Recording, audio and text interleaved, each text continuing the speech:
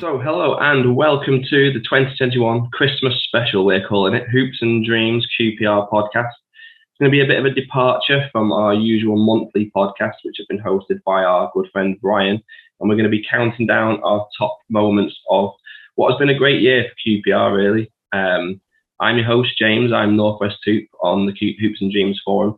I'm the guy who fills your life with weird and wonderful QPR facts and stats on Twitter.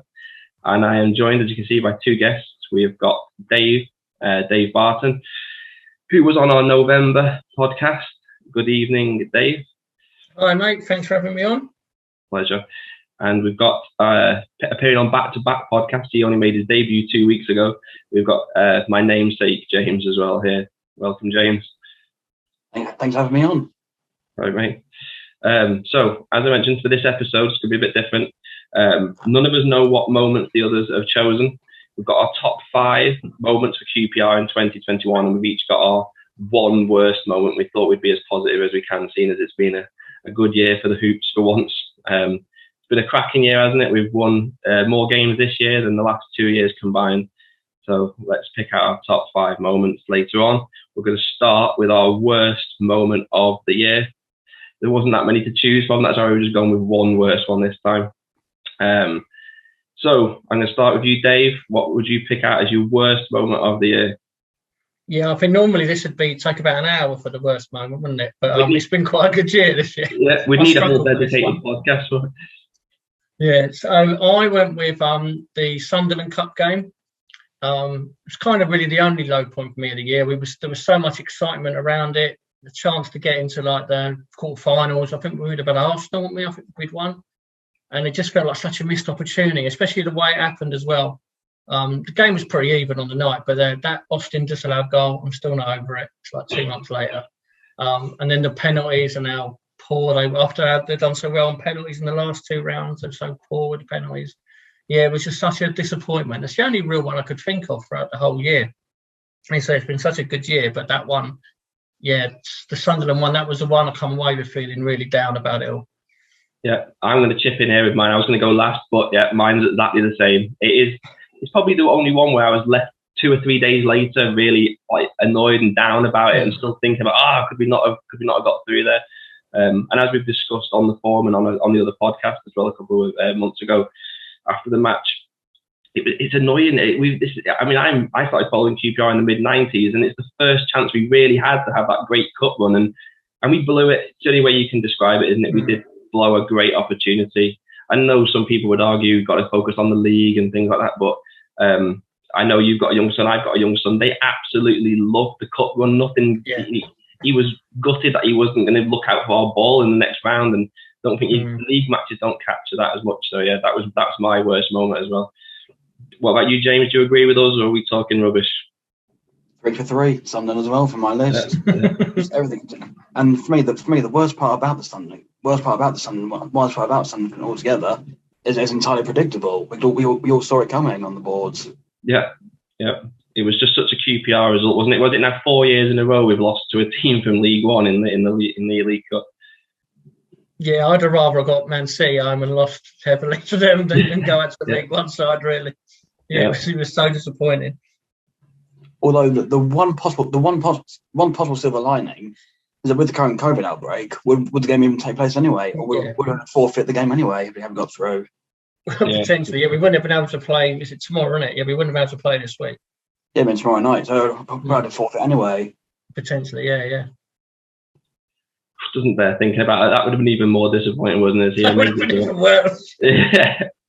It did have a knock-on effect, though, didn't it? Because Austin's penalty against Stoke as well, you could tell that Sunderland penalty was playing on his mind, I think, when he was stepping up for that. We were like, as soon as we got awarded that penalty, I put on the forum, we didn't even cheer like, yes, penalty, because I was thinking, who's going to take it? Because Barbays had gone over, Chair missed, Austin missed, and just wasn't confident. So, yeah, it had a knock-on effect, which is negative as well. So, yeah, that's it. There you go. That's why we didn't do more than one, because it's been a good year. That was the worst one. We all agreed. If you disagree with us, then get on the forum and tell us what your worst moment was, and we'll discuss that. So, top 5 countdown. We're all going to do number 5, then 4, and so on. So, we're going to start with you, James, this time. What is your number 5 top QPR moment of 2020? My number 5, I take it back right back to January, and getting those players we got in on loan was the 4 loanees, because the 4 of them coming in took us really from potentially going outside thought of going down, nothing, to a really good end to the season, fantastic form, which we all have to agree is what's been the catalyst for this season. Fantastic start. Yeah, it was the word catalyst is what I was about to say to you. Then it's every good moment that has followed probably is due to those guys coming in along, wasn't it? It's a good pick. Yeah, definitely. Yeah, definitely. It's definitely changed everything, didn't it? You think where we were before those signings, we looked like we were heading down. Now you're looking at the other end of the table. I remember, I think it was before the Watford game last season, Watford away game back in February. We were 2 points adrift at the bottom. So I took 2 points above the drop. Was it? Yeah, it was. Yeah, we were close to the bottom. Yeah. Yeah, and then we finished. Was it just 6 points off the playoffs in the end? It's remarkable. And those 4 players coming in, was it Austin, Device? Oh God, it's on my mind now. All 4. Yeah, Hansen and Field, wasn't it? Yeah. They're them two. So it's on my mind then. All 4 of them coming in just made such a big difference and gave all of us just such a big boost in what time we all needed something really to look forward to more than ever. Yeah. When you go back 12 months, I think there was I know we never went into the bottom 3, but I think there was like a live league table at some point during the matches where we were going in the bottom 3, and then we won that match and the other team ended up losing and we didn't end up going there. But you think that was only 12 months ago. It seems like 2 or 3 years ago now, because everything that's going on and how we've literally transformed the club because of your number 5. Okay, Dave, your number 5. So I've gone for 5. I've gone for the Middlesbrough away at the start of this season, back in August. It's kind of our first test of the season, against a team you'd think would be challenging, against a Neil Warnock side as well. And we started poorly, and you kind of thought, oh, is it going to be another false dawn? There was so much optimism. But we did so well to come back and win, and it was just such an exciting game. You had I think we go 2-1 up, and then we had a player sent off. I think I might have had one sent off. 1-0, wasn't it? Yeah. And then we went 2-1 up, and then you think, all right, this is brilliant. Then they went to 2-2, and we went 3-2 up, and then you had about 10 minutes of injury time. It was such an exciting game, and after that, it felt a really big win for the club. It felt, hang on, maybe it is a bit different this year. Maybe that's the sort of game you'd probably expect them to lose normally, but they fought really hard, and I thought that was just a really exciting night, and it's kind of set the standard for the season that they're a team that they, even when not at their best, they never give up. They fight till the end. I thought it was a really good one. Yeah, and that's my number 5 as well. I don't know how we've ended up with that both as number 5. We're going to have the same 5, haven't we? Number 5. It was just it's one of those matches where you were you couldn't sleep afterwards because you were buzzing still from the match. It was so tense. You were thinking, I'll just take a point, and then we're ahead, and then we're holding on, and how angry Warnock was at the end as well. Well, I definitely couldn't sleep. I didn't get home till 5:30 in the morning. Yeah. True support. What a match! It was just everything you said. Then it made you think this could be our season, and we've managed to keep that, haven't we? I think just about, especially with up until the Stoke match. Anyway, it was good, wasn't it? Yeah. And Warnock's meltdown at the end. I love Warnock, but that was quite funny. Yeah, it made you wonder, how did we ever love him? Because he was just he was terrible that night, wasn't he? Yeah. And there was Austin as well. Wasn't Austin with the headbutt? You thought Austin was going to get sent off, and then God, he was. How he didn't get done for it. Yeah, the emotions were everywhere. I actually remember saying at the time that I think the only one who got the second half goals because of the stick some QPR fans were giving Lumley. You could tell that really knocked his confidence, and if he's on form, he saves both those goals in the second half. Yeah, definitely, yeah. So in some ways, it's the QPR fans that won us that match for that reason. Yeah. Well, I'll tell you something. My little boy's only 4, but if we're playing in the garden and the ball goes through his legs, he always says I'm like Joe Lumley. And that night, he was watching the match and he couldn't believe it when he saw Dykes' goal went through Joe Lumley's legs, didn't it? So it was brilliant. That was another reason for it to be in the top 5. All right. Number 4 then. Dave, we'll start with you first. Number 4, top moment. 4, I went with, it's going back to February. So the win over Brentford back in February. As James was saying before, we had the new signings come in and we won at Watford and kind of moved away a little bit. But that Brentford game felt like a really big step. Like, we're not a team that's going to fight relegation. We can be a bit better. I mean, we all know Brentford have beaten us comfortably nearly every time we played them in the last couple of years. And when we were a goal down, you thought, oh, same old, but they come back really well. Won the match the way they won it. Austin celebrating in front of their manager was beautiful. I really enjoyed that. I just wish we'd been there, but obviously we couldn't at the time. But it was just it felt like a bit of a turning point. You could see the team really start to believe after that. We were getting a couple of good results before then, but that really seemed to set them off. And the rest of that half of the season, they were really strong. So yeah, went over. It's always nice to beat them. It'd been a long time since we got anything against them. Yeah, I remember at the time on the forum there was a like we're going down thread, obviously at that point, and the fixtures were like Bournemouth, Brentford. We had Watford, didn't we? We had a run of fixtures where you're thinking we're going to get no points in these games, and like you say that, then I think it gave them the belief that the rest of the fixtures after that we could do well. Yeah, I remember at the time thinking if we can get through the month and then we've got like Wickham and a few games like that, then we'll pick up. But they done it early, done it really well. It's such a QPR thing, isn't it, though? You play so well against like the Watford, Brentford, Bournemouth, win those games, and then we scrape to only a 1-0 win against Wickham in the end. Only straight past them. It's such a QPR thing to do. Beat the teams you don't expect to beat, and bottle against the teams you should be beating comfortably. Yeah. By that logic, roll on Bournemouth. Yeah, hopefully, yeah. Although they're on a bad run now, so we're the perfect team for them to play on a bad run again. Oh, great. Yeah. They got no wins in 6, have they? I think the bottom of the form table, aren't they, or something like that, but they're very near the bottom. Oh, you're not cheering us up here. Yeah, and here come QPR for 3 points. James, what's your number 4 then, move to get us away from being negative? My number 4 actually takes me back to earlier this season for a fantastic night under the lights against Everton. A fantastic team performance. Cher and Willock in the first half just running the show, mugging them off every single time. And then to cap it all off, was it 8 or 9? Was it 8 perfect penalties in the end to get us over the line? Yeah. What happened to those penalties against Sunderland, going back to the worst moment? I actually thought we were going to win the penalties against Sunderland because of those Everton ones. And now if we ever go a penalty shootout again, you're going to be dreading it, aren't we? True. Well, who doesn't dread a penalty shootout when you're involved? Who doesn't dread one? You're right about Cher, though. I think that was his best performance of the season, wasn't it? Jamie can't. I know he's been brilliant. Don't get me wrong here, anyone listens to this. But if he could perform at that height every single match, then we'd be in an even better place, wouldn't we? Because he doesn't have this quite the same impact every game as he did in that match. And it was against, obviously, a top quality team as well. It also felt a bit better for me because my best mate is an Everton season ticket holder. And he was in the away end, just a few yards away from me. Perfect for a few nice little waves after the match. Yeah. I mean, as my name says, Northwest. My in-laws are Everton fans. My bosses are Everton fans. So yeah, it was a good one. Definitely not around for us then. Yeah, and linking to that, my number 4, sticking with the Northwest theme, is I know it was pre-season, but beating Manchester United in pre-season. I don't care whether it was pre-season. Since 1992, we hadn't beaten them. I'd never had the bragging rights, and pre-season or not, I've got the bragging rights now over all the people I know who are Manchester United fans. Probably no more than me, you guys being from down there.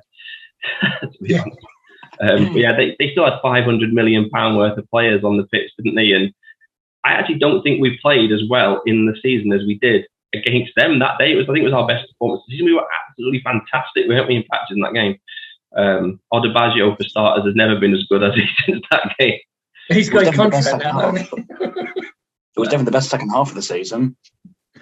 Yeah, it was just a great game. It was, I don't know, it was the sun, the fans being back, wasn't it? It was just great. And like I say, for me personally, it probably wouldn't, no one else might choose it, but my best mate, my United fan, we beat you. And let's face it, it was a precursor for them that they probably should have sacked Ole Gunnar Solskjaer right there and then, shouldn't they? Yeah.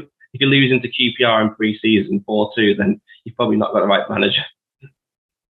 Yeah, I took a photo of the scoreboard that day when it was 4-1. And we got quite a few Man United fans at work. So anytime any of them pipe up, I send them that picture just to remind them of pre-season. Yeah, exactly. At the time, it felt incredible. Although the fact that Watford have done that since, I sort of taken the gloss off. He's lessened it a bit, isn't it? Yeah.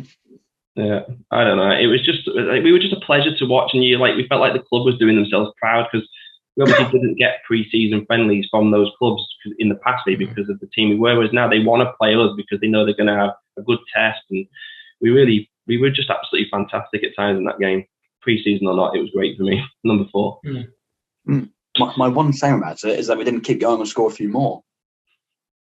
Really milk it. Just milk it on a show for the fans. Yeah, I must admit there was a point in the game when I was thinking, God, we could win this 6-1 or something like that. It was a shame it ended up. We could have done it if we carried on that way. All right, number 3. I'm going to go first on this one. I'm going with the most recent one I've got. It's Andre Gray, the winner last minute against Derby. What a goal! I mean, I'm still going wow now when I think about it. It was just crazy. For literally an hour afterwards, I was just wow, what a goal! I think the fact that it was last minute made it a moment, didn't it? If he does that after 3 minutes in the game, it's not quite the same. But to do it in the last minute against Derby as well, who become a bit of like a hated team, haven't they, since the playoff final? Hence the shirt. Yeah, what a moment! Just what a moment that was. Yeah, it was so good, wasn't it? I think I woke the entire house up that night when we scored. My wife took the assist because every time she left the room, we scored. So she left the room, and then the Gray goal went in. I went, just stay out there, just don't come back in the front room. It was such a good goal, and such a big win as well, because that's the sort of game we normally lose, against the team struggling down the bottom, and they did well to come back and win it. Yeah. It was a fantastic one. It was also a great night out. It made the journey home go a little bit faster. Yeah. What was it like when that went in there? What was the crowd like? Insane. The whole way just took off at that point. And then literally about 10 minutes afterwards, non-stop singing, celebrating. You almost actually reminded me a bit of the playoff final, just how crazy it went after the goal and the full time, everything. The players were all loving it as well. The players were going crazy as well. You could see how much it meant to everyone. Yeah. I remember going there. Sorry, James. No, go on. I remember going there like 10 years, must be about 10 years now, when Jamie Mackie scored deep in injury. I think we scored 2 in injury time that day. Yeah, Adrian as well. Adrian as well. And the atmosphere in the away on that day was incredible. It was just it was so good. Yeah. It's those moments as well that make you, again, you mentioned about Middlesbrough before, they keep you believing, don't they? You think this could be our season, nicking these late wins, and against Barnsley earlier in the season as well, when we came back. There's been a few this season which make you think, come on, this could be it. Yeah, just maybe, yeah. Yeah. Okay, number 3. Back over to you, Dave. What was your number 3? So I've gone for the Everton win, which James mentioned earlier. Just to beat Premier League side, obviously was good. They had quite a strong side. I thought they had like Townsend played, Seamus Coleman, Gomez. It was quite a strong team. Digne as well. Yeah, exactly. And like as you said before, Chair was outstanding that night. Willock was really good. Austin was kind of at his best, that we haven't kind of seen as much this season, but he was really good that night. He seemed to enjoy winding the opposition fans up a lot.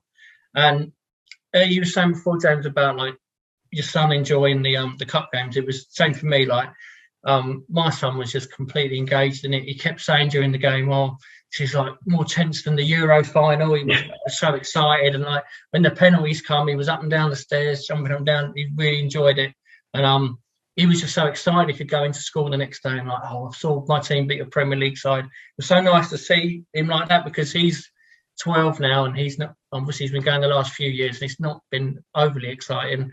I think he didn't get to. He was too young to go to the playoff final a couple of years ago. So yeah, he's not seen many exciting days, and that was just great for him to experience that. You know, us older ones, we've seen them beat Premier League sides before, but it's just great. It was just a kind of taster of where we could be. I mean, they're not a bad team, Everton, you know, and it shows you maybe if we get up, we could do something next season. You know, you never know. Yeah, it was great. We could well do something go up, although we would need to invest heavily, especially in the defence. When I say do well, maybe 4th bottom. I'm not aiming high if we went up. I think if we go up, it's a different discussion, really, isn't it? But it's just about keeping your identity, isn't it? This time, like Brentford have done, they've got a style. This is how we purchase players, and we're going to kind of stick to it. If you go up and you not really know what you're doing, a bit like Norwich do every time, what was their plan this season, for example? And as long as we stick to what we're doing, maybe we would have a chance, but it would be hard, like you say, but especially with. It'd be hard. You'd hope that with the money they'd get from it, they'd be in a better place, even if they come bottom, to build and go again in the future. I think that sort of money could be like a real change for the club at the moment. Yeah, that's what Burnley did, didn't they? Burnley went up, came down, and then when they went back up, they were in a better position to be up there for however many years they've been there now, 5-6 years. Yeah. However, Burnley did the one thing we never do at that time. They stuck with their manager. They gave him a chance to rebuild and go again. We didn't do that with Warnock. Yeah, exactly. Yeah. If we'd done that, who knows where we'd be? Yeah. What's that worst moment of the decade? Was that now? Yeah. Yeah. I think we're still regretting that 10 years. Future pick for that, I think. I tell you what, that must be nearly the 10-year anniversary of that, and I don't think we've ever recovered that. No. Although we've mentioned we did wind him up this season, didn't we? Probably sent him to retirement a little bit there. Oh yeah, that was marvellous. All right, what was your number 3, James? My number 3 was actually your number 4, the Man United game. Just everything about it. Like you said, the way we played, the atmosphere, the lovely weather, being back in the stadium, perfection. It really was. It really was. It's one of those moments where you almost wish it wasn't just a pre-season game, because it's like, do we sound silly picking a highlight that was a pre-season game? Probably to Man United fans we do, but I don't know. It did feel good to us, no matter what. Who cares? End of the day, the first game back after a long time away, the first goal celebrated, the first win. If it is only in pre-season, it can't not be in the top 5 for anyone, no matter who they played. It could be Man United, it could be Barcelona, it could be Accrington Stanley. It would still be in there. Yeah, I don't disagree. Yeah, very true. Yeah, and it is. That's why we've got it in there. It just still feels good now, even reminiscing about it 6 months on, doesn't it? Because, okay, number 2. Start with you, James. I know you've just been there on number 3, but what's your number 2? My number 2 is off the pitch. It's just throwing back in January. We were in poor form, down the bottom. None of it could have gone down. We stuck by the youth. We stuck by the young players. Was it Chair, Willock, Dieng, all of them? We stuck by all of them. They've now reaped the rewards. And if we did have to sell them down the line, the money we'll get for a lot of them will keep this club. We'll set us up set this club up very nicely down the line. So it had to be in there up high, just sticking by them all. And them sticking by us as well, I suppose, as part of that as well. Them having the belief in the project and what we're trying to do, that they're all happy to still be here. Yeah, very true. Yeah, I think if you see how Willock's developed, I think Newcastle might have bought the wrong one. Yeah, that joke's the amount of money they're spending him. I think he looks a hell of a player. I think he's going to be a superstar. Well, if they want 500 million, and they can have this Willock as well. They can have him, yeah, exactly, yeah. 500 million, to know. They can afford that. Yeah, I think that's my concern for January, is Newcastle with all the money coming in for Willock, because you can imagine his brother's staying, isn't he? Or go for him there. He might be tempted to go as well because his brother is there.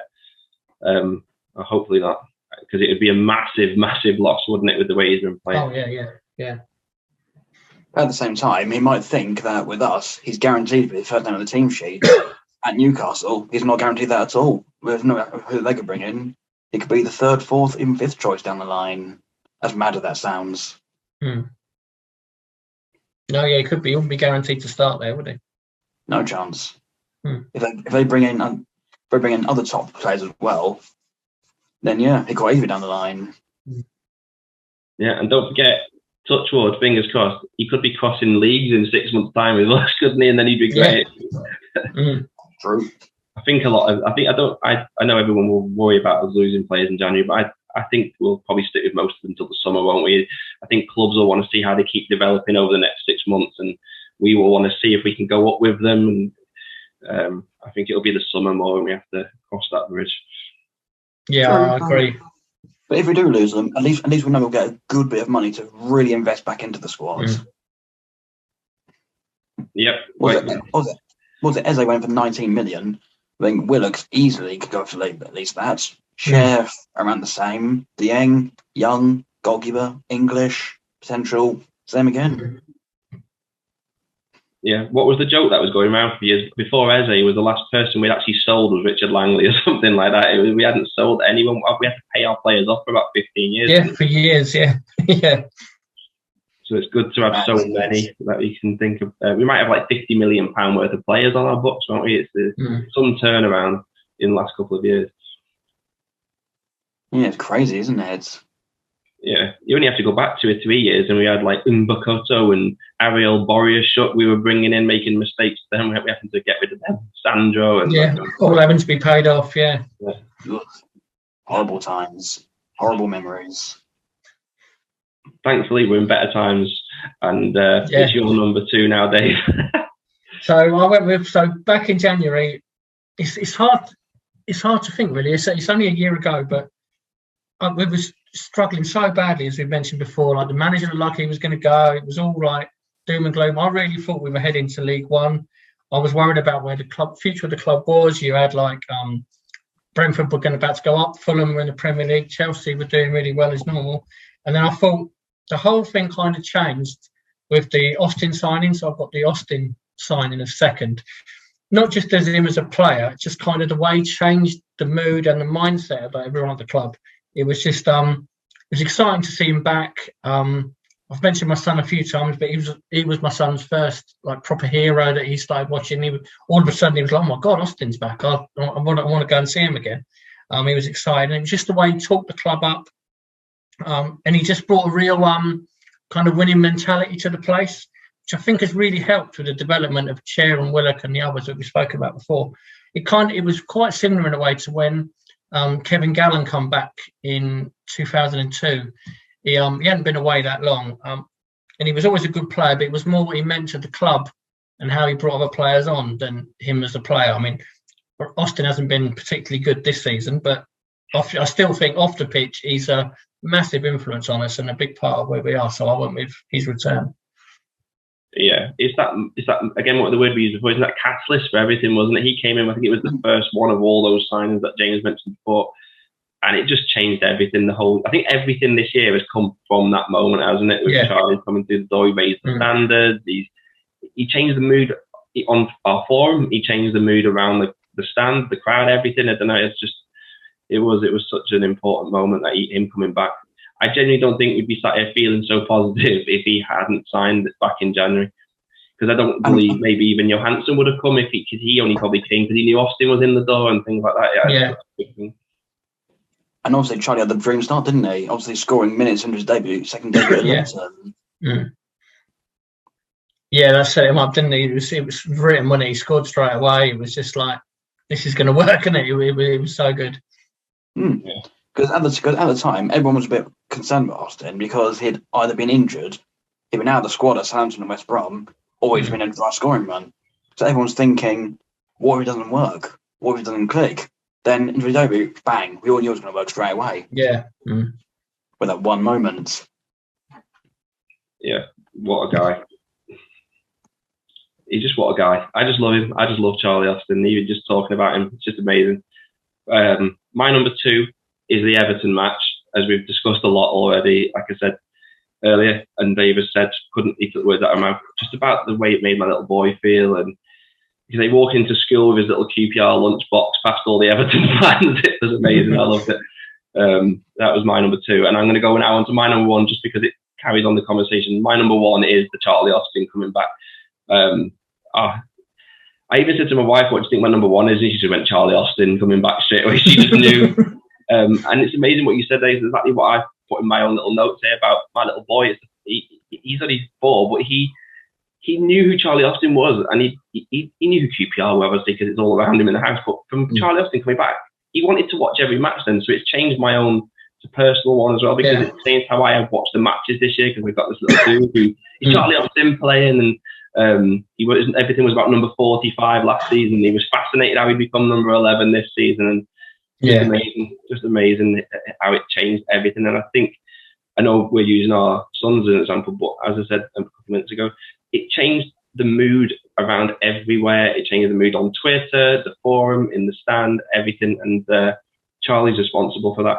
even the way you see his wife, do you know that she's doing that fan zone thing, which they have to cancel, didn't they? But there's such positivity around them and the club and everything they bring on and off the pitch has just been fantastic for QPR this year. And number one, definitely. Yes, it's the way he's kind of raised standards as well. It was like we got a few results, kind of moved out of trouble, and he think all of his stuff he was saying in public was, no, we've got to go push more. Let's go high. Let's finish as high as we can.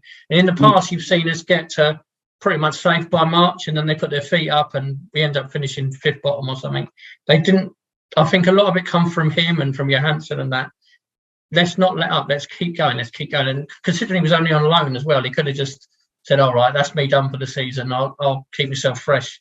Him and the rest of them just kept pushing and made sure we had a good finish to the season.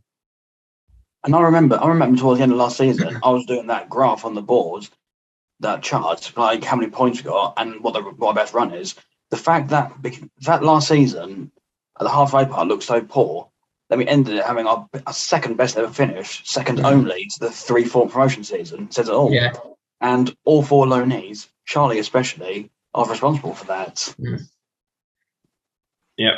I think the club knew as well how important it was, not just to bring him in January, but to bring him in the summer. He was the first one, wasn't he? It was like the season hadn't even finished that long ago. And all the fans were like, Charlie, and he was the first signing. And then it made us all a lot more confident that Stefan was going to follow and Sam Field was going to follow and so on and so forth. And I remember it was back in January when Sam Field joined. Charlie Austin came in when he was getting his interview and was like, Fieldy! And he's like, you can just see what he must bring off the pitch. It's just everything about the guy. Love him. Yeah. Also, it's worth mentioning that, like you said, all 4 of them came in. It's also worth mentioning all 4 of them combined cost less than 4 million. The 4 players have transformed us completely. We've got effectively for peanuts. Yeah. Incredible. Yeah, probably even less than that, isn't it? I don't think Device was didn't he say Device was 250,000, Field, what was he, at most $1 million, I would have guessed, maybe? Yeah, Johansson wasn't a lot in the end either, was he? No, I think 500,000, did he say? Something maybe with add-ons or something, but yeah, incredible. If it was 4 million, to be honest, it wasn't that bad, but I think you're probably looking at maybe even 2 million, aren't you? Incredible. Oh, really? Well, either way, it's fantastic business for everyone at the club. Yeah. And a lot of people at the club over the years have got a lot of stick, and for some of it, rightly so. But those signings and the business, they deserve so much credit for all of it. Definitely, yeah. So I kind of jumped in there with my number 1, but just because it followed on from what you'd given as your number 2. So, James, what's your number 1, numero uno, QPR moment of 2021? So this for me was really difficult because it was between 2. However, I've had to go for what I felt was the best performance I've seen this season and the best match I've been to this season. Both of you have it at number 5, Middlesbrough for me. I think the reason that puts it at number 1 for me was the fact that actually being there and just seeing it live and just the memory lasting.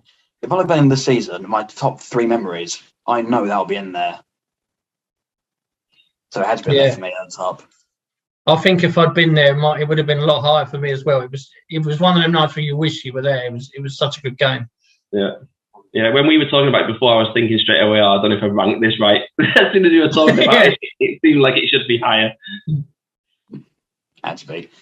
The one part that made it that bit sweeter for me was after the game, we were waiting to leave the car park, and some grumpy Middlesbrough fans started shouting things at us. I won't repeat it because there's going to a family audience, but I think you can all guess what it is. Yeah. I won't be repeating it though. You're right though about the match. It was just up and down, and I think they're the best matches, aren't they? You can have a match where you win 1-0 and it's fine. You come away, you're happy. But when you get a match like that and you felt you're going to lose, you're going to think, oh no, we've blown it. Oh yes, we're going to win. Oh no, we're not. And the keeper's making like Dieng made a save, didn't he? At the last minute, I think it might have been offside, but you still, the heart was in your mouth for a second. And those matches are just unbelievable, aren't they? Yeah, was it 10, 11 minutes of injury time? It went on forever. Oh, yeah. They slowed the clock down. It's got to be there soon. Yeah, the one thing I didn't want to see with a long trip home that night was 10 minutes. I was groaning for more than you've got to go home, yeah. Oh, God. It made getting up at 5 o'clock in the morning worth it. it's just great, isn't it, when you get those matches? And Warburton's made more of a thing of the players doing this, like at the end of the matches, win or lose, get over to the fans and clapping, and that creates an amazing atmosphere as well. But when you win, obviously, it's even better because the players are over there putting the shirts in the crowd and stuff, aren't they? It's I've noticed them doing that a lot more since Warburton's been in charge. Yeah, and how it should be, because they pay good money to do their job. And yeah, the fans paying a lot to go to the games. It's good to see them connect with the fans. In some ways, they should do as well. Yeah, it has been noticeable. The away games I've been to this season, mate, everywhere, no matter what the result, they all come over. It is good. Even like at Peterborough, where we lost last minute, Dykes come in the crowd and give his shirt to a kid, and that's been really good. I will be honest, at Peterborough, I didn't hang around to watch them come into the crowd. I was just such a bad mood that I had to get out of there. I was queuing to get out. I just noticed it, so I was trying to get out. That for me was second only to Fulham for being a level of wound up after a match. Yeah, maybe we could have done more worse moments after all. Then, yeah, that was the match, wasn't it, Peterborough, where you knew we were going to lose, taking 4,000 fans. It was just, I don't even know why so many of us predicted that as a win when you look back. Very QPR-esque, wasn't it? It was very good. I don't know what I put for that game now. Can't remember what I put for that match. Well, if it was, I can guarantee you probably. I think that match was where everyone was going for a win, weren't we? Because we'd won a few beforehand, and typical QPR. Right, Dave. Sorry, go on, Dave. You can go on. One good thing about Peterborough, as we're on a positive podcast, let's have one good thing. We saw Chair score direct from a corner. Could have seen that coming. Exactly, yeah. That was it wasn't all bad there. Yeah. Wasn't it as well wasn't it infamous as well, because Richard Langley had scored one from the same spot last time? Pretty much the same spot, yeah, that's right, yeah. So next time we go to Peterborough, Lumpen scoring direct from a corner. There you go. We'll still lose. Of course we will. It's with QPR. Of course we'll lose, lads. Right, go on then, Dave. You're the big number one. So go on. So this, I found it quite tough to pick a top one, but I went with the one you mentioned, the Man United game. It wasn't really for the actual match itself. It was kind of like, because we'd been so long not going to games. I think the last game I've been to before was Preston away the previous March, and we'd had lockdowns, the behind closed door games. It was just all so tough, and just going again was just so special and so exciting, And it was just little things. It was like seeing the guy selling kick up the yards outside the stadium, the programs, so there's just seeing people mingling around, because that was the time as well. We'd only just sort of come out of lockdown, so it's quite weird seeing how many people. To be honest, I'd only really seen my family for a year, so it was nice. And like going in the ground, it felt so. It's odd to describe it. It was so weird going in the ground. It just felt like I was there last week. Everything was exactly the same, but it had been so long, and you see like faces of people. You don't know everyone's names and who they are and what they do for a living, but I see them at away games, I see her at home games. It's like, they're still here, they're still going. It's just so nice to see them, and the excitement of it all. I think they announced Johansson signing before the game, and the noise when the teams come out, it wasn't full that day by any means, but it was just like, we're back, this is good. And again, mentioning my son, he hadn't really had that much interest during lockdown watching games. He was a season ticket holder before it all happened. He used to love going, but he went to that game mainly because it was Man United. But by the end of it, he was like, I want to go every week. I want to go to away games. He got the bug straight away, just from being there, just from the noise. I mean, we could have lost heavily that day, and it would have been up there for me. It was just so good to be back. So yeah, I went with that one. Fantastic choice. Favourite of all the Rangers said, a good choice. Yeah, I was conscious putting that in my list, thinking, are people going to think it's funny because it's a pre-season match? But the way you two have described it in your the way you two described it, though, it was just everything about it, wasn't it? And nothing is sweeter than beating Man United to me still. So yeah, we had a Man United fan sat behind us as well. It was very cocky through the start, and that when they were 1-0 up, and then by the fourth one, and he was like, it's only the reserves, it's only the reserves. It's like, you've got bloody Jesse Lingard out there. What are you talking about? It's the reserves. It's interesting you say that, because everyone says it's only the reserves. people fail to mention that only was it a matter of months ago, that same reserve team was in the Europa League final. Yeah. A lot of them played in that Europa League run. Yeah, it wasn't a bad team they were playing that day. It's still a strong team. Yeah, the kids they were throwing on at the end were probably earning more than our top earners, so you can't levy that one at us. It was fair and square. We deserved it. And you know what, as well, you just said there we were 1-0 down, so it's even like that was like a mark of how the season was going to go, because we do seem to like doing that still, don't we? Yeah. Brilliant. So there you go. There's our top 5 moments of the year. If you agree with us, disagree with us, think we're talking nothing nonsense, get on the forum. Share your top moments with us as well. We're going to continue this conversation a little bit. We have a few general questions about the hoops. So, where do you think we're going to be if we're sat here recording the Christmas special in 2022, just after the World Cup, which will be strange, won't it? Just thought. Where do you think QPR are going to be? You sat here next Christmas. I'll start with you first, Dave, on this one. 12 months' time, crystal ball. It's so difficult. I think we're going to make the playoffs this year, but I'm not sure if we're going to win them.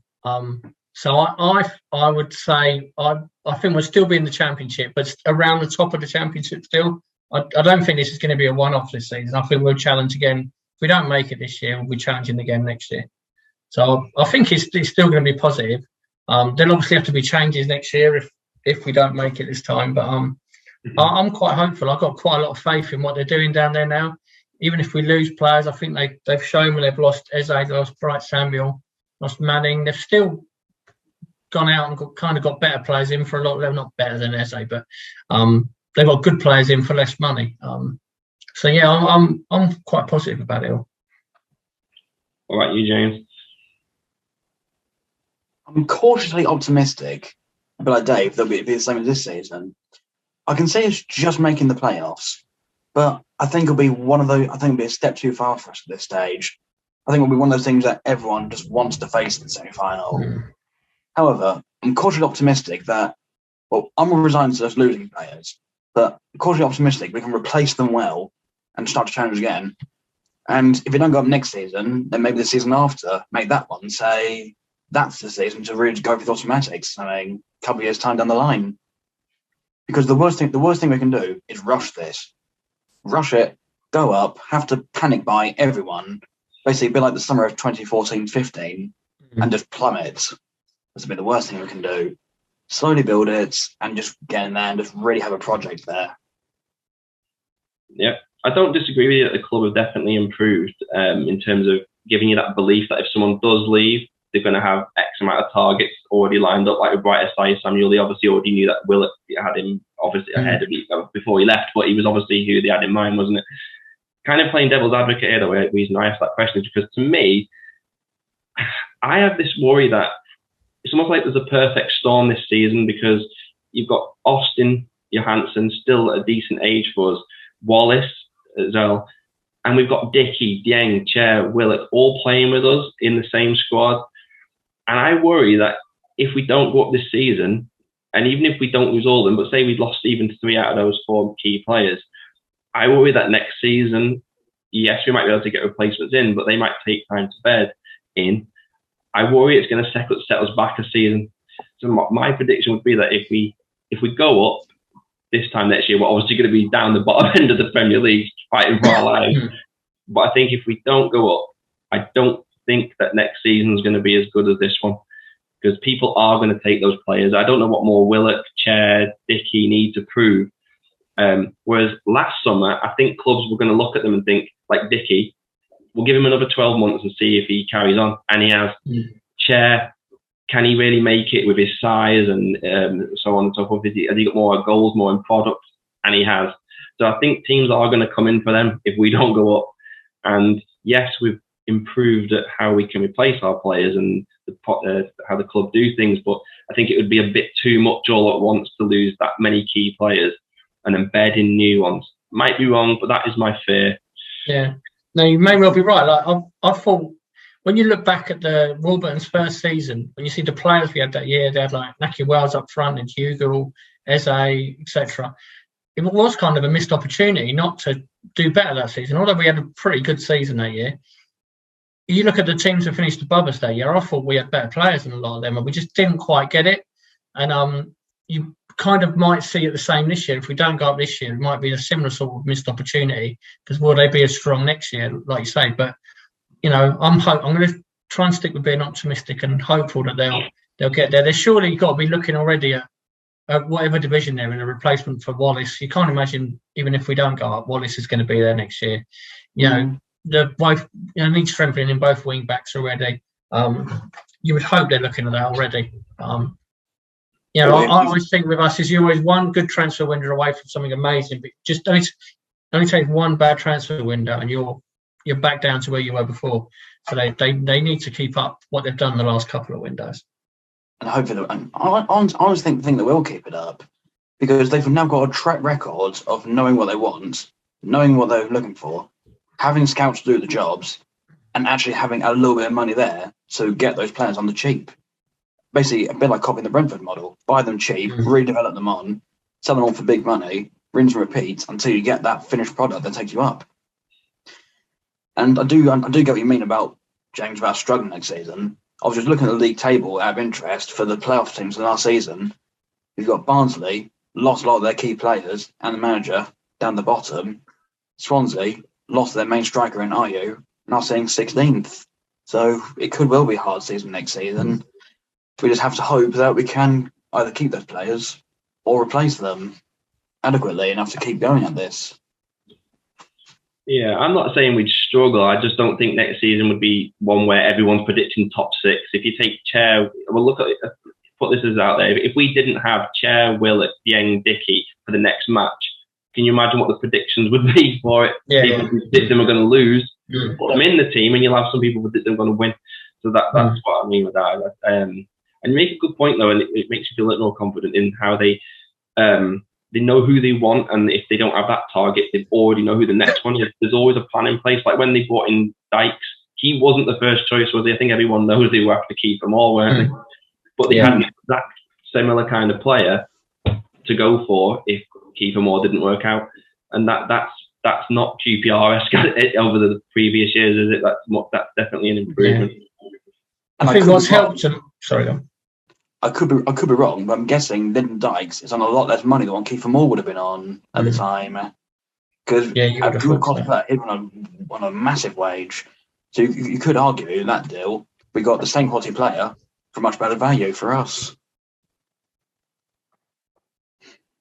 Oh yeah, I think when you look at where we were a couple of years ago when they were bringing these young players in, they didn't really have an example to show them that there was all talk that we're going to develop players, we're going to do this and that. They hadn't actually done it yet. Now when you bring players in, like when they brought Willock in, they can say, well, look what we've done with Eze. He come in from nowhere and we built him on. Now he's a Premier League player. Bright Samuel, he's gone on and playing abroad, and they showed Freeman, and Freeman went to a Premier League club, or it hasn't worked out for him, but he moved on. They have got examples they can show players now, like there is a pathway. If you do well here, you will get your opportunity further up the ladder. Also, sending Dieng, another example. Yeah. But another thing all that proves, for Dieng, Chair, Eze, all of them, it proves the loan spells away for young players work. Because you had Eze at Wickham, Dieng at Stevenage and Scotland, Chair at Stevenage. It just works. Because it gives them the platform they need to get the confidence, get the match fitness, and push on with it. Yeah, definitely. Yeah, I think the hope in the same is going to happen with Conor Masterson, aren't they? But I think the question marks are still, aren't they, the next game? I think when I last looked, he was on the bench. I think he played the last match for Cambridge, so that didn't bode well. I don't think the loans this season have worked out as well, have they? Batash has been sent back. Kelman's been sent back. Yeah.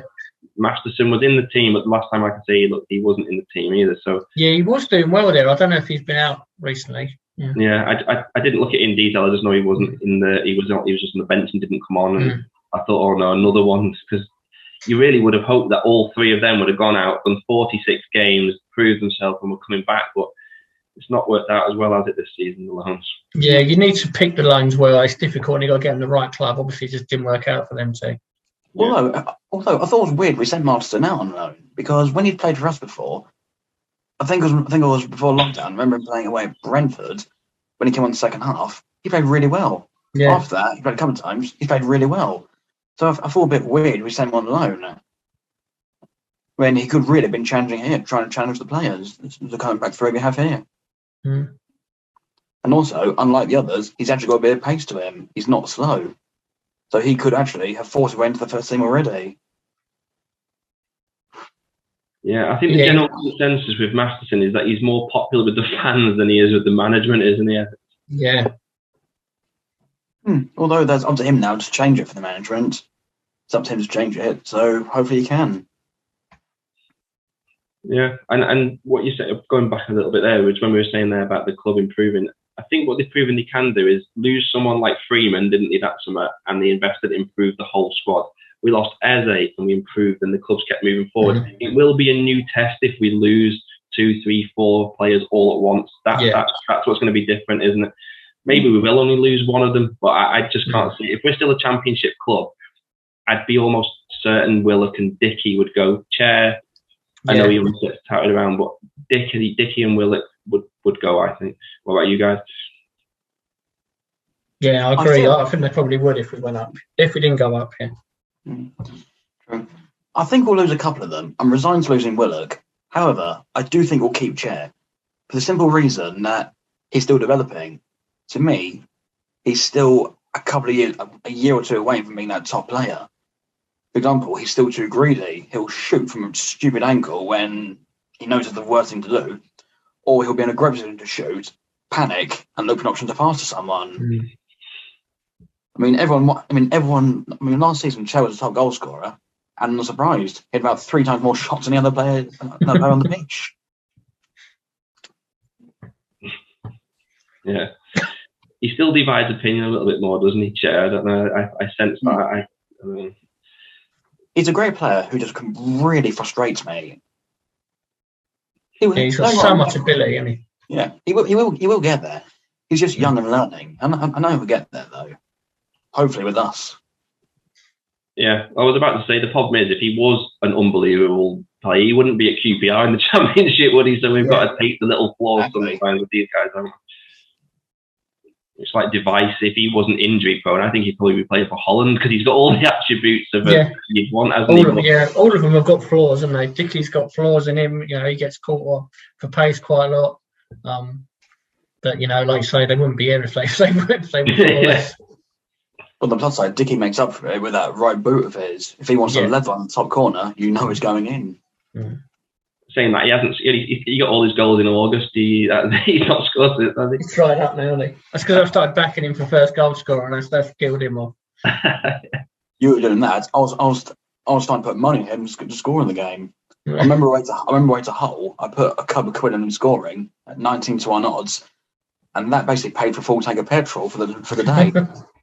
that return, just fantastic. Right. What I was going to ask now is just on Mark Warburton, because he just got manager of the month, hasn't he? And obviously, I think the fan base, if you go back 12 months, this is interesting, isn't it, at the end of Christmas, people were in arms. He was going to get sacked, wasn't he? If you'd given any fan a choice, he would have been sacked. Thankfully, they stuck with him. But where do you think he's starting to rank now amongst some of our best managers? Because he's starting to get to that territory. He's already soon about to overtake Dave Sexton in terms of amount of games he's taken charge of QPR. And obviously, we don't know how the season's going to pan out, but just where he is at the moment, where do you think he's starting to stand with amongst managers? What about you, James? I think he's definitely up there now. He's definitely up there ahead of some of the lot of recent ones we had. However, I think the one thing he needs now to really push him into the top 1, the top 3, is to either win a trophy with us or get us promoted. Do that, and he'll go and keep our folklore. If he keeps us going the way he's going and ends up leaving down the line, maybe a year or two, he will still be up there, but not as high as he could be, if that makes sense. Yeah, I don't disagree with what you do. Yeah, I'd agree. I think to be up there, I think he'll need to get a promotion. But he's done a really good job. Some of the it's not just the results; it's the football we play as well. I think when he come in, the football it was so dire to watch the couple of years before he was there. like the year under McLaren, it was so defensive, and Darling did get results at times, but it was so boring to watch. And it's just always even when we lose, it's normally quite an exciting game. We mentioned in the Peterborough game earlier, and we didn't play well that day, but we had tons of chances in the game, and we were all over them really. But normally away from home, before he come in, you was having like one shot a month away from home. Now we're having about 10 a game. It was, the style's so much better. So it's so good to watch. I think to be up there for the best managers, I think he's got. You need a promotion on your CV. I think. I mean, you go through, going back. I'm quite old, so like people like Terry Venables for me is still one of the best. Then you go back to Jerry Francis, Ian Holloway as well. Got a promotion. His first spell was really strong. Warnock obviously was fantastic in that 2 years he was here. So I think he's a really good manager, but to be one of the best, you need to, have a promotion on your CV, I think. Yeah. Tell you what, I'll tell you what, I'll make a deal with him. I'll settle not getting promoted if he wins us the FA Cup this season. I'll tell you that if he manages that, I'll accept that. I'll tell you that's a different debate, isn't it? Would you take promotion or an FA Cup win? I'd love to see an FA Cup win. That's the one I haven't seen us win. FA Cup all day long. I think I'd take promotion this season. I don't know why. I'm always for the cups. It kind of contradicts some of the stuff I've said, but I just think it's important trying to be these days, because I think, again, links having a little boy is everything's about Premier League and FIFA and all this. He's in the supermarket wanting to buy like stickers, but they only have Premier League ones, don't they, and stuff like that. So I feel like we need to be a Premier League club to make it a bit easier. Yeah. For me, cup over that. If we can win the FA Cup, because one, that'll go down in history for the club. We all rave on about 82 running runners up to Tottenham. Imagine now if we actually went and won it. Not to mention the fact they'll give us a European tour. I look forward to European away days. Yeah. I've done enough championship grounds, so I wouldn't mind going to what would it be, Slovenia, Spain, Russia. Bring them on. You can dream of your cup one, but you do realize some people will be watching this and will have already lost to Rotherham in the third round. Yeah, I was thinking that, so we're probably going to get past the third round. Of course, we're going to Rotherham. No, granted. Although talking of Rotherham, sorry, as I was announced today, for the third and fourth round of the FA Cup, there's no replays. So whatever happens, Rotherham, it will be done and dusted on the day. Yeah, on the day. So yeah. I feel a bit better about that. Because wait for them in the replay, no chance. At home, 120 minutes, I wouldn't rule us out. Yeah, it's a game they should win at home, really. Even though you imagine you'd play a few fringe players for that one. Yeah, you say that, but so is Sunderland. Look, our worst moment of the year. Yeah, I'm glad they've changed that, because I understand why they have the replays in the cup, but it is a lot more exciting and it's better. I think the ticket sales, if fans know they're going to turn up and it's going to be decided that day. It's not good, is it, when you get to 80 minutes and it's 1-1 and both sides are thinking, we'll just take a draw and we'll get them back to our place. It doesn't work as well these days. I think it is a bit more exciting though, and it'll be. It makes sense this year as well, with all these COVID cases and games getting called off. Having an extra game for replay seems a bit daft, to be honest. Yeah, it doesn't make sense. Also allows a free Tuesday if a league game needed to be called off. Exactly. Or even just stick Sheffield United on that day, on that Tuesday. Yeah, definitely. We've got two, haven't we, already? Just going back to Mark Warburton, all I was going to add on that was I'd like to see him become like a manager who we have for 200, 250, 300 games. Changing managers does not work for QPR. I'm sure we can all agree, especially in my lifetime. I don't think we've ever. Yeah. When was it? Terry Venables still the last manager that anyone poached from us? It's always been a case of us sacking the managers, hasn't it? Yeah. I'd like to see him be like a Sean Dyche. Doesn't matter whether we go up. Doesn't matter if we then come down. He's got a philosophy. The club's being built around his idea. The transfer targets are in place based on his style and things like that. That is how we need to just carry on. Doesn't matter if we have dips, and just stick with him for a long, long time, and let's just see where we end up at the end of it. I'd much prefer that than having end of the day, all clubs will have ups and downs. In case of, do you hand it like Burnley and stick by your manager, or do you become what we were and what Watford are now, revolving door? I think him coming through that spell last year, because he did look finished after that Swansea defeat Boxing Day. I thought he's done for. But because he got through that and he come out the other side, I do think he'll get a lot more patience. Even if we have a little bad run, you're always going to get someone going to call for him to go. Yeah, that's never going to change. But I think the majority are going to kind of stick with him now because he's shown he can pull through a bad run. He can come out the other side. It's also worth mentioning he's also a QPR fan. So you know damn well he'll want the best for the club, even if he wasn't manager. He'd still want. You know damn well he'd want the best for the club because he supports them. Yeah, I just think we've tried. We tried chopping and changing. I hate that thing where I know a lot of fans always mention this, don't they? We go from one manager with this philosophy to this manager who wants to do that, to then this manager who wants these kind of players. That's why we ended up with such a disjointed squad, and I see absolutely no benefit, even if we now go on a 5-10 match win without a win. Just stick with him. He knows what he's doing. The club's built around everything. His staff are there. That is what I hope that with Warburton, that he becomes, even if he doesn't get promoted this season, that he's still here in 12 months and hopefully beyond that as well. Let's see where we end up. I much prefer that to thinking, oh yeah, let's just change it and get in Mick McCarthy or whoever we would end up with. Look how that went last season for all those teams. Nottingham Forest went for Houghton, Cardiff went for Mick McCarthy. Where are they now? We were the ones who stuck, and look where we are now. Exactly. Although the longer Warburton stays with us now, the more pressure is on him because his ideas, it's his club, it's his team. Eventually, they're going to look at him and say, "You need to get us promoted." When the club turn around and say that to him, it'll be interesting to see how he responds to it and what he does to get us up, if he can as well. Yeah, the only counter to that I'd say is the longer a manager's at a club, the longer they tend to get, don't they? So he's already bought himself more time now by being here for another 46 games this year, hasn't he? I suppose so. It does work both ways. Yeah.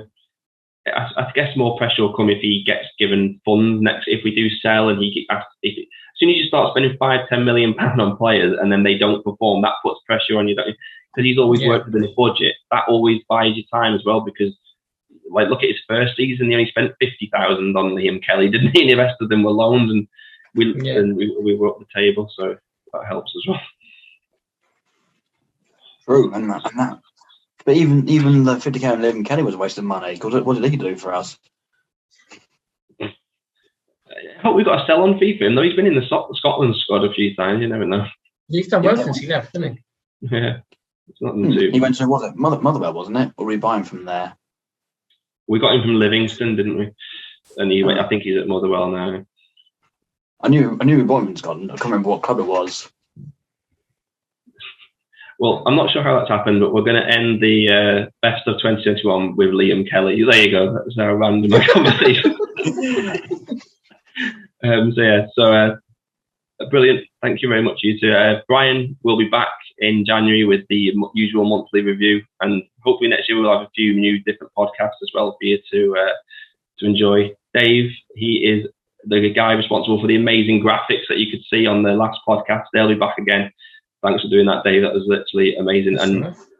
It was fantastic to have, and you'll get to see them again next month. And as I said at the start, I can't encourage anyone watching this to get on our forum. I can't encourage you enough to do that. It's a great place to share your QPR views. This could be an amazing journey that we're on this season, and it'd be great if you could share it with us. You can take part in our polls, man of the match polls. Even if you just get on there and tell us how much rubbish we're talking, we don't mind. It's great to have you with us if you can do that. So thanks, Dave, for joining me this evening. That's all right. Thanks for having me on. And thank you, James, as well. Thank you. Thanks for having me on. All right. So I'd like to wish you all a Merry Christmas, and we'll see you all in 2022. Come on, you R's.